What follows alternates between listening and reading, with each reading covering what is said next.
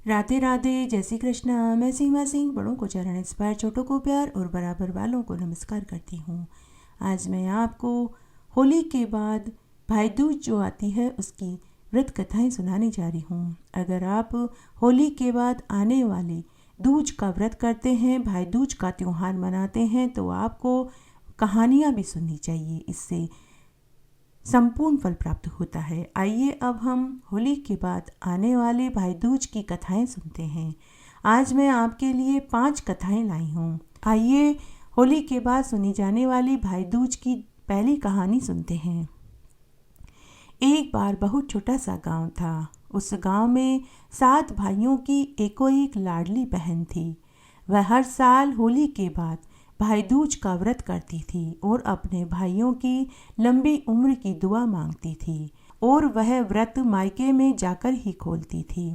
तब एक बार की बात है, होली के बाद जब भाई दूज आया, बहन ने भाई दूज का व्रत रखा। उसके 6 बड़े भाई बहुत अमीर थे, जबकि 7वां भाई बहुत गरीब था। बहन सबसे पहले बड़े भाई के घर गई तो ननद को आया देखकर बड़ी भाभी बर्तन साफ करने के लिए बैठ गई और बोली कि बाईसा, आज बिना बुलाए कैसे आना हुआ।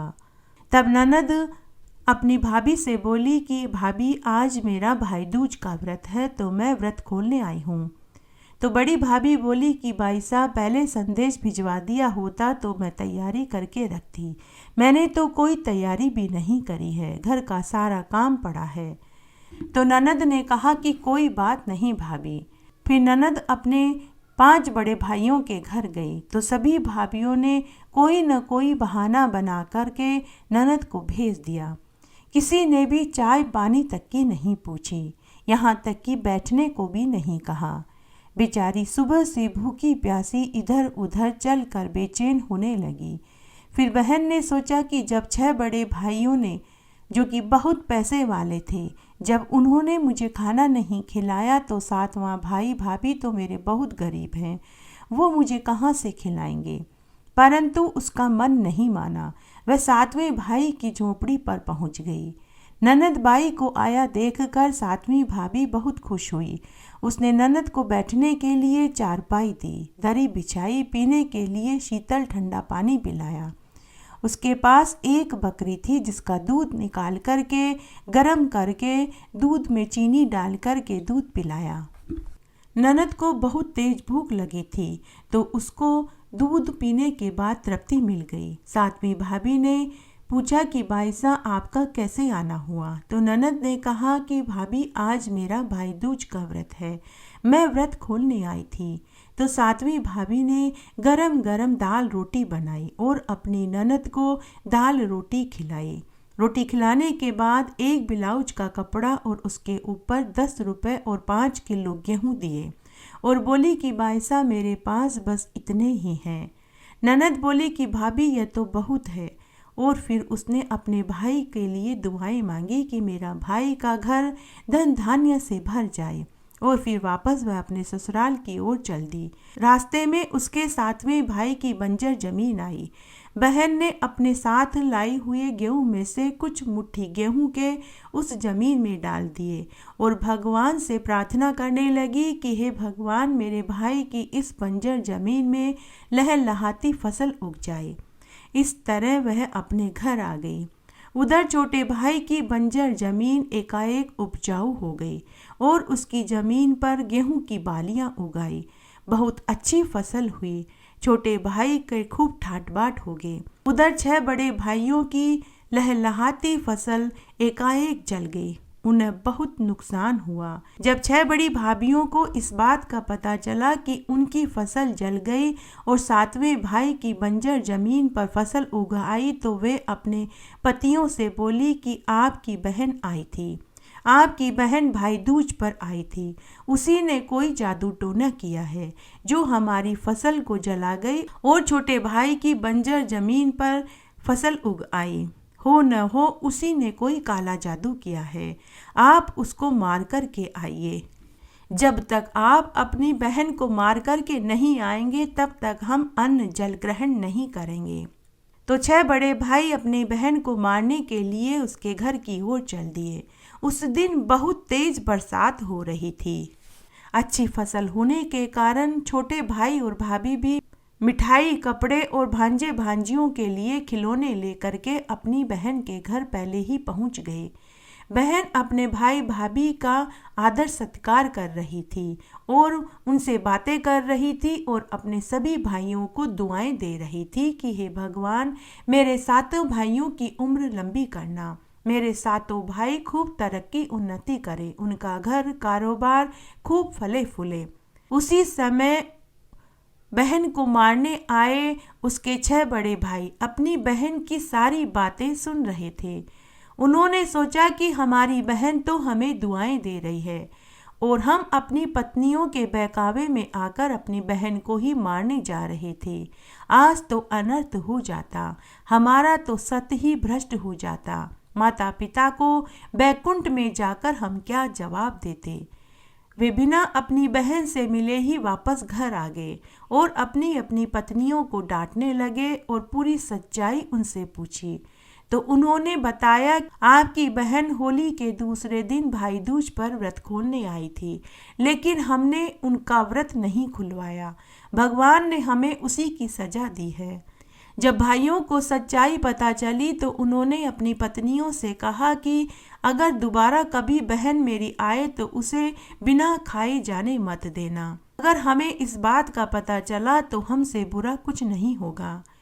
इस तरह समय बीतने लगा। तब साल भर बाद जब दोबारा होली के बाद भाई दूज का दिन आया तो सभी 6 बड़े भाई अपनी बहन को लिवाने के लिए उसके घर पहुंच गए और बोले कि बहन तू घर चल और भाई दूज का व्रत घर पर चलकर ही खोल।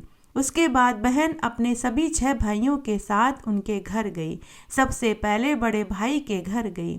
तब बड़े भाई और भाभी ने चांदी के थाल में स्वादिष्ट भोजन परोसा। उसके बाद बहन एक एक करके सबके घर गई। उसके बाद उसने वहां सबके चाय और दूध पिया, क्योंकि उसने व्रत तो बड़े भाई के ही खोल लिया था। उसके बाद बहन ने अपने सभी भाइयों की सलामती की दुआ मांगी। भाइयों ने भी अपनी बहन को ढेरों उपहार दिए, जिससे अब की बार उन सभी 7 भाइयों की खूब अच्छी फसल हुई। घटती हो तो पूरी हो, पूरी हो तो परवान चढ़े, भूले बिसरे नाम तेरे भंडार में भरे। भाई दूज की दूसरी कहानी।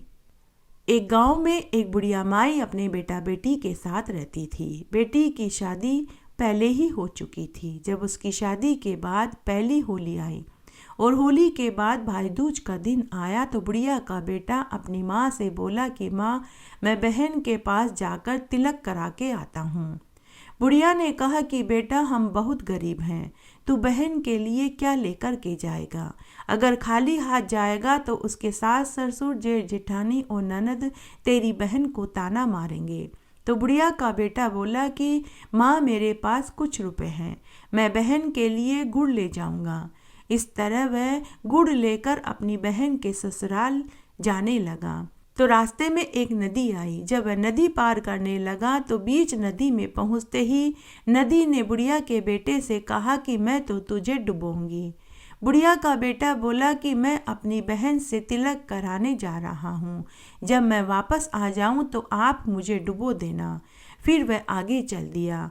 आगे एक घना जंगल आया। चलते चलते वहाँ एक जहरीला सर्प आ गया। सर्प ने बुढ़िया के बेटे से कहा कि मैं तो तुझे डसूंगी। बुढ़िया के बेटे ने सर्प से कहा कि हे सर्प देवता, मैं मेरी बहन से आज भाई दूज का तिलक करवाने के लिए जा रहा हूँ। मेरी बहन का भाई दूज का व्रत है।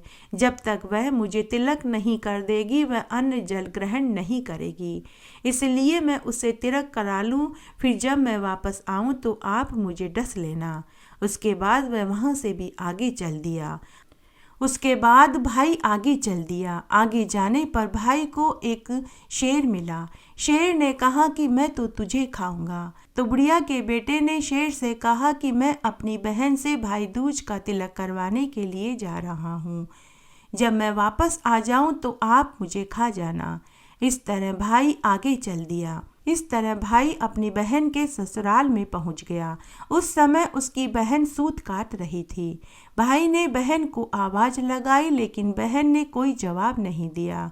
2-3 आवाज़ देने पर भी जब बहन नहीं उठी तो भाई मनी मन सोचने लगा कि मेरी बहन तो अब पैसे वाली हो गई है, उसे मेरी आवाज़ कहाँ से सुनाई देगी। भाई वापस घर की ओर मुड़ गया। तभी बहन का सूत का तार जुड़ गया तो वह उठकर भाई के पास पहुंची और भाई के गले लगकर बोली कि भाई, सूत का तार जुड़ ही नहीं रहा था तो मैं कैसे उठती। अगर बिना सूत का तार जुड़े ही मैं उठ जाती तो अपशकुन हो जाता। फिर बहन भाई को लेकर घर आई, पाटे पर बैठाया, तिलक किया, रक्षा सूत्र बांधा, आरती करी और मिठाई खिलाई। बहन ने देखा कि भाई पूरे समय दुखी बैठा हुआ था। बहन ने भाई से दुखी होने का कारण पूछा तो भाई ने पूरी बात बता दी। तब बहन बोली कि भाई तू यहीं बैठ, मैं कुएं से पानी लेकर के आती हूँ, मैं तेरे साथ तुझे घर तक छोड़ने चलूँगी। तब बहन कुएं पर पानी भरने गई तो वहाँ एक बुढ़िया माई बैठी हुई मिली। बहन ने बुढ़िया को अपने भाई वाली बात बताई तो बुढ़िया माई बोली कि बेटी, तेरे पूर्व जन्म के कर्मों का फल तेरे भाई को भुगतना पड़ रहा है। तब बहन ने इसका उपाय पूछा तो बुढ़िया ने इसका समाधान बताया। तब बहन मांस का लोथड़ा, दूध का कटोरा और चूंदड़ी लेकर अपने भाई से बोली कि चल भाई, मैं तुझे घर तक छोड़ने चलूँगी। तब सबसे पहले शेर मिला तो बहन ने उसके आगे मांस डाल दिया। शेर ने मांस खाया और वहाँ से चला गया। उसके बाद सर्प मिला। बहन ने सर्प के आगे कच्चे दूध का कटोरा रख दिया। नाग ने दूध पिया और वह भी चुपचाप चला गया। उसके बाद नदी आई। बहन ने नदी को चुंदड़ी उड़ाई, आरती करी और हाथ जोड़कर अपने भाई की सलामती की दुआ मांगने लगी। तब नदी ने भी कुछ नहीं कहा। इस तरह एक बहन ने अपने भाई के प्राणों की रक्षा करी। भाई दूज की तीसरी कहानी। एक गांव में एक बहन अपने 2 भाइयों के साथ रहती थी। सबका विवाह हो चुका था। बहन भाई दूज का व्रत करती थी। उस दिन वह अपने भाई के घर जाकर भोजन करके ही व्रत खोलती थी। उसके दोनों भाई बारी बारी से अपनी बहन को भाई दूज का व्रत खुलवाने के लिए अपने घर बुलवाते थे। एक साल में 2 भाई दूज आती है। होली के बाद वाले भाई दूज पर वह अपने बड़े भाई के यहाँ भोजन करती तो दिवाली के बाद आने वाले भाई दूज पर वह अपने छोटे भाई के यहाँ भाई दूज का व्रत खोलती थी। तीनों बहन भाई बड़े ही प्यार भाव से रहते थे। भाई अपनी बहन पर जान छिड़कती थी तो बहन भी भाई के लिए अपनी जान देने के लिए हमेशा तैयार खड़ी रहती थी। इस तरह समय बीतने लगा। जब तक बहन भाई जवान थे तब तक तो बहन भाई के घर जाकर भाई दूज का व्रत खोल लेती थी। लेकिन अब बहन वृद्ध हो चुकी थी, भाई भी बुजुर्ग हो चुके थे। तब यह तय किया गया कि दोनों भाई बहन के घर भाई दूज के दिन आटा, दाल, तेल, घी, गुड़ भिजवा दिया करेंगे ताकि बहन उस सामान से भोजन बना कर के व्रत खोल सके। तब एक बार की बात है, होली के बाद जब भाई दूज आई तो बहन ने भाई दूज का व्रत रखा। सुबह से दोपहर और दोपहर से शाम हो गई, लेकिन बड़े भाई के यहाँ से भोजन का सामान नहीं आया। बहन बार बार घर के दरवाजे पर आती कि शायद उसका भतीजा आता होगा, लेकिन कोई नहीं आया। बहन ने अन्न जल ग्रहण नहीं किया, जिससे उसकी तबीयत बिगड़ने लगी। उधर जब बड़ा भाई भोजन करने के लिए बैठा, पहला घास खाने लगा तो बाल आ गया, दूसरा घास तोड़ने लगा तो उसे अलसुंडा आ गया। तभी उसे याद आया कि आज मेरी बहन का भाई दूज का व्रत है। उसने अपनी पत्नी और पुत्र से पूछा कि मेरी बहन को भोजन का सामान उसके घर भेजा या नहीं। पत्नी और पुत्र दोनों ने कहा कि आज तो हमने भोजन का सामान भिजवाना ही भूल गए। तभी भाई ने कहा कि आज तो मैं खुद देकर के आऊँगा। उसी समय भाई भोजन लेकर, मिठाई, कपड़े, उपहार लेकर बहन के घर पहुँचा। बहन बिस्तर पर पड़ी थी और अपने भाई की सलामती की दुआ मांग रही थी। तभी बड़े भाई ने अपनी बहन को दरवाजे पर जाकर आवाज़ लगाई। उसी समय जैसे बहन के प्राण वापस आ गए हों। वह बिस्तर से उठी और दरवाजे पर गई और अपने भाई के गले लगकर खूब रोई। उनका जो प्यार और लगाव बचपन में था वही आज भी था। भाई ने अपने हाथ से बहन को भोजन खिलाकर उसके भाई दूज का व्रत खोला। प्रेम हो तो ऐसा हो।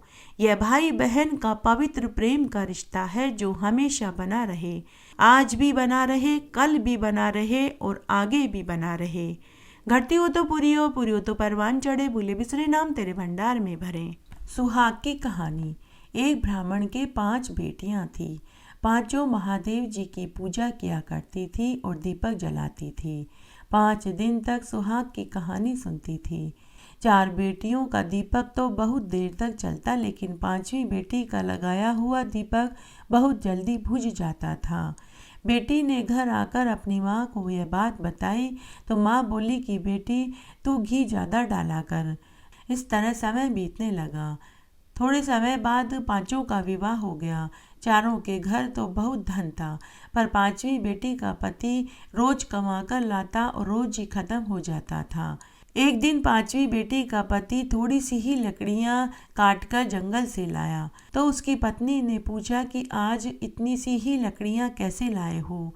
पति ने कहा कि आज मेरी तबीयत ठीक नहीं है। इस पर 5वीं बेटी ने कहा कि कोई बात नहीं। दूसरे दिन उसका पति जंगल जाने लगा तो बेटी ने कहा कि मैं भी आपके साथ चलूंगी। दोनों साथ जंगल में गए। थोड़ी लकड़ियां काटी कि उसके पति की तबीयत बिगड़ने लगी और वह बेहोश होकर गिर गया। जंगल में दूर तक कोई नहीं था जो उसकी मदद कर सके, तो वह विलाप करने लगी कि हे ईश्वर, मैंने ऐसा क्या पाप किया जो मेरा पति उठता ही नहीं है। उसी स्थान पर शिव और पार्वती जी भ्रमण करते हुए पहुँचे। पार्वती बोली कि भोलेनाथ, हमें उसकी मदद करनी चाहिए और उसका हालचाल पूछना चाहिए। उसके बाद महादेव और पार्वती जी उसके पास पहुँचे। महादेव और पार्वती जी उससे बोले कि बेटी तुम क्यों रो रही हो। तब महादेव जी उससे बोले कि बेटी तुम यहाँ क्यों रो रही हो, अपने पति को लेकर घर क्यों नहीं जाती, तुम्हारा पति तो मर गया है। तब वह बोली कि मैं अपने पति के बिना घर नहीं जाऊंगी और वह रोने लगी। महादेव जी को उसके ऊपर दया आ गई तो महादेव जी बोले कि अरे तू तो वही है जिसका दिया जल्दी बुझ जाता था। तो उसने हामी भरी। महादेव जी ने कहा कि तू दीपक तो लगाती थी परंतु कभी सुहाग की कहानी नहीं सुनती थी। तो वह लड़की महादेव और पार्वती जी के चरणों में गिर पड़ी और बोली कि हे ईश्वर, आप मेरे पति को जीवित कर दीजिए, मैं अब वही करूंगी जो आप कहेंगे। तब माता पार्वती जी ने महादेव जी से कहा कि हे देव, इसके पति को जीवित कर दीजिए। तब महादेव जी ने उसके मरे हुए पति के ऊपर अमृत के छींटे दिए तो उसका पति अंगड़ाई लेते हुए उठकर खड़ा हो गया और बोला कि मुझे बहुत नींद आई। पत्नी बोली कि ऐसी नींद तो दुश्मन को भी न आए, अब आप घर चलिए। उसके बाद वे घर आ गए।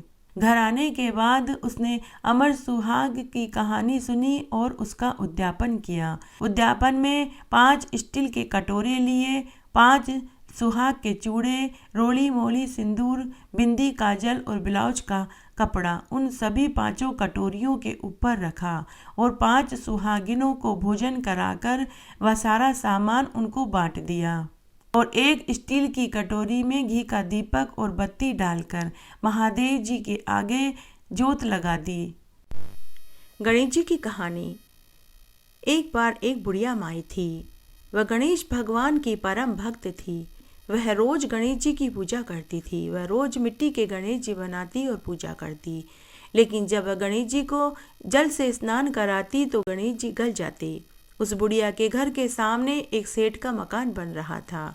बुढ़िया उस मकान के कारीगर के पास गई और बोली कि बेटा, मैं गणेश जी की भक्त हूँ। मैं रोज मिट्टी के गणेश जी बनाती और पूजा करती हूँ, लेकिन मेरे गणेश जी पानी से स्नान कराते ही गल जाते हैं।